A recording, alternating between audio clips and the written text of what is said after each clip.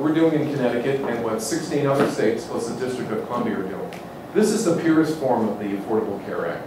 It's also the most complicated because it involves this really extraordinarily complex integrated eligibility IT system, which, believe me, you really don't want to know all about. It's too much sausage making for you, but it's very complicated and elaborate, and fortunately in our state we're making pretty good progress to getting it done.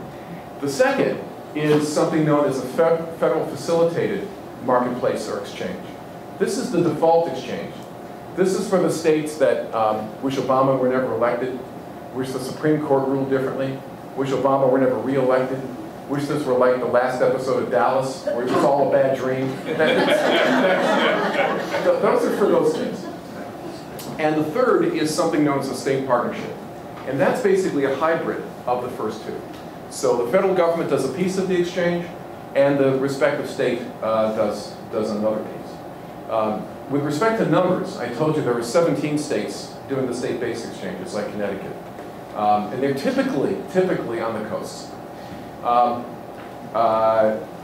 There are 26 states defaulting to the federal exchange, where CMS originally expected 5 or 6.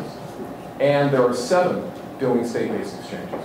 So where Health and Human Services, or CMS, was originally expecting 5 or 6 states to administer, they're now going to be administering 34.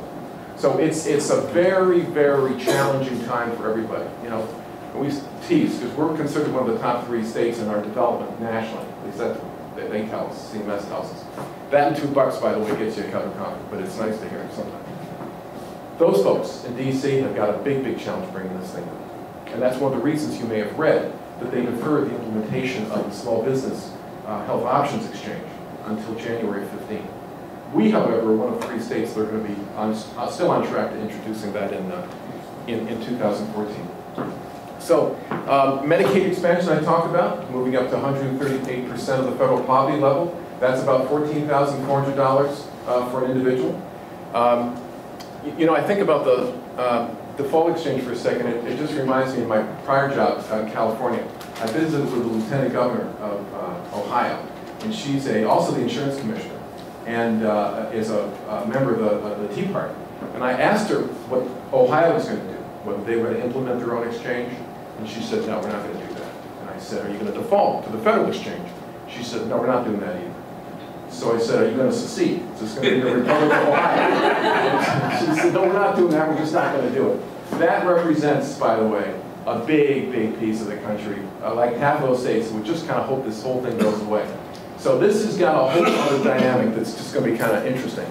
Subsidized coverage, as Maura mentioned, goes up from 139 to 400% of the federal poverty level. 400% of the poverty level, by the way, that cap is about $46,000 for an individual and about $92,400 for a family of 4. And as Maura also mentioned, eligibility is now based almost exclusively on income. And it's the adjusted gross income line of your tax form.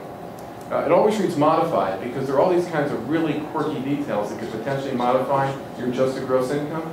But to really simplify things, if you were to look at the AGI line of your tax return, that would be the line that would determine eligibility.